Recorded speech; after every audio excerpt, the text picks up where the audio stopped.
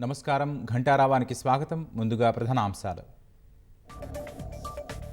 Form హౌస్లు కూల్చుతారనే కేటీఆర్, హరీష్ రావు ధర్నాలు. పేదలు ఎప్పటికీ పేదవాళ్లలానే మిగిలిపోవాలా అని సీఎం ధ్వజం.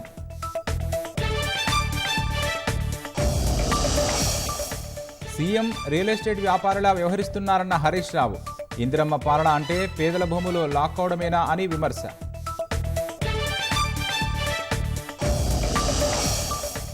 జైళ్లలో కుల వివక్షపై సుప్రీంకోర్టు తీవ్ర ఆగ్రహం. అభ్యంతరకర నిబంధనల్ని మార్చాలని ఆదేశం.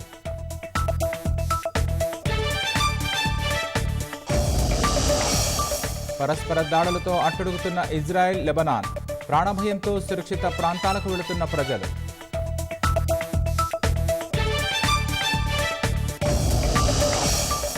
భారీ నష్టాల్లో కొనసాగుతున్న స్టాక్ మార్కెట్లు.